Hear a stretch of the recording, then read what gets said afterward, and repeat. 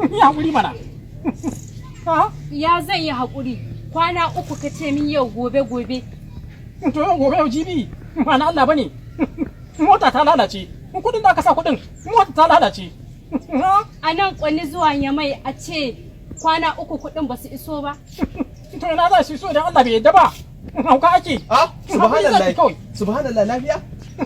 Yawwa barka dai. Baiwa Allah yanzu dan Allah kwace ni. Tsaya mana. Baiwa Allah fi billahi wannan malam Amin ne fa da mutuncin shi da shi a wannan ke zo ki shake shi. Me ya faru? Wai kudi ne aka bani. In saka mota daga kwanne zuwa Yamai. Shine mota ta lalace a hanya.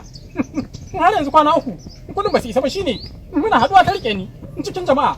Gashi na jan sallah da gemu na. Tsaya kwantar da hankalinku kuma ai laifin ku ne yan garinya ta baka kuɗi kwana uku ba su je ba.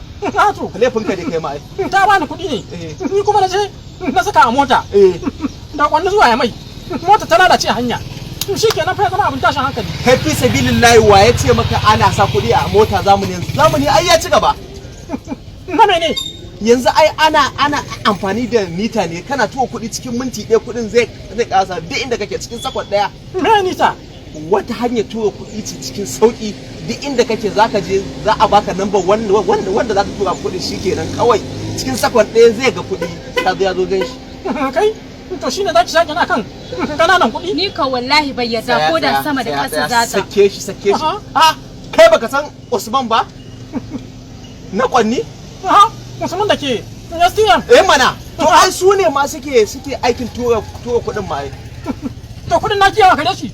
Za ki shake ni? Nawa ne kuɗin ki? Jika 7 ne. Jika 7 ne sai fa. To sake shi. Kin shake kuɗin ki. Tsaya ba ta mu ba ma tsagima gaba sai ka kiyaye. To sai dai a raba. Idan kuɗin sun karisa sai ta cire kuɗin ta. Ta yi haƙuri kwana uku da Anita ka tura minti nawa ne zai je? Laifin ka ne ai a cikin bashin da kake bi na ne gashi. Shi ne aka bata? Mana je ki cikin bashin da kake bi na ne.